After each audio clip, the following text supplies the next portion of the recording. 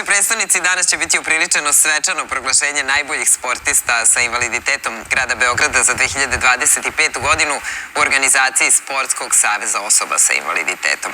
Naša Maša je otišla da čestita i da proveri ko su najbolji od najboljih. Maša, dobro jutro i reci nam za kada je zakazana svečanost i koliko će sportista biti nagrađeno. Draga Jovana, dobro jutro još jednom i tebi i svim gledalcima našeg uranka, a Sportski savez osoba sa invaliditetom i ovoga puta je dokazao da inkluzija nije samo reč i zaista imamo razloga da budemo srećni i ponosni zbog ostvarenih rezultata u prethodnoj godini. Sportisti osobe sa invaliditetom ostvarili su izvanredne rezultate, oborili su rekorde, ostvarili su brojna odličnja kako na domaćim, tako i na međunarodnim takmičenjima, a ko su najbolji od najboljih mi ćemo saznati danas tačno u 12 časova kada će biti i svečano proglašenje u jednom prestoničkom hotelu u Beogradu na Dorćolu. Ja ovoga jutra imam pravu čast da vam prva otkrijem jednog od dobitnika, odnosno ko je najbolji sportista za 2025. godinu. To je gospodin Sredo Radović, koji je evropski vicešampion u streljaštvu i baš njegova nagrada se nalazi u mojim rukama. Ja ću imati tu priliku da vam svečano uručim u našem programu. Najpre čestitam vama i šta za vas znači ova pa važna medalja, važno priznanje?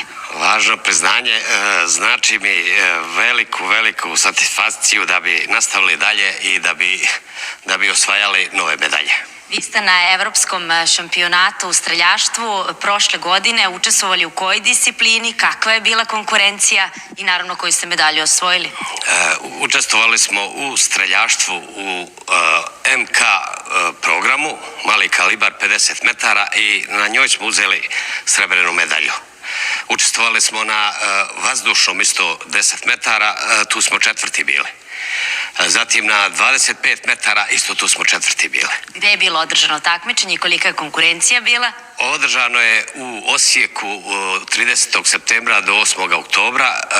Velika je konkurencija bila, ja mislim da je to bilo najjače evropsko prvenstvo posljednjih 10 godina. A mi smo ponosni što je baš srebrna medalja otišla u vaše ruke, evo i nju možemo predstaviti. Evo za kraj dela ovog razgovora sa vama, koji su vaši sledeći ciljevi u ovoj godini?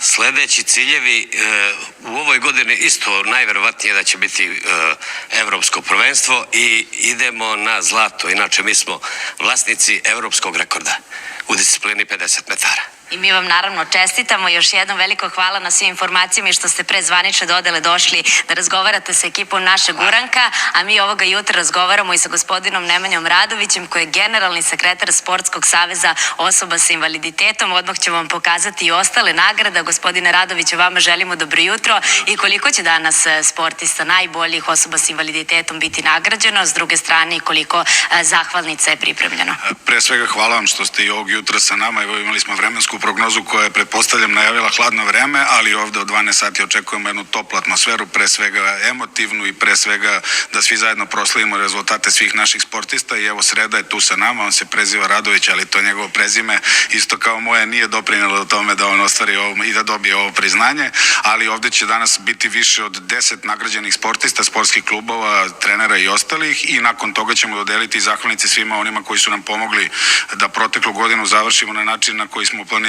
Uprko svim problemima sa kojima smo se susreli, uspeli smo da ostvarimo naše ciljeve i ja se nadam da smo na radost svih i vrhunskih sportista i naših rekreativaca koji kod nas pre svega unapređuju kvalitet svog života i svoje zdravlje, da završimo godinu na pravi način. Upoznali smo najboljeg sportistu godine za 2025. godinu. Kada govorimo o ženskoj selekciji, najbolja sportistkinja je? Ove godine ćemo mi dodeliti jedno. Imali smo sreću, pre svega moram da kažem, da smo mi kao država ove godine imali izuzetne rezultate i da smo suštinski ostvarili bolje rezultate nego što su to ostvarili sportisti iz tipičnog sporta. Međutim, uglavnom su to sportisti koji nisu iz Beograda. Mi smo Beogradski savez, pa dodeljujemo nagrade našim građanima, tako da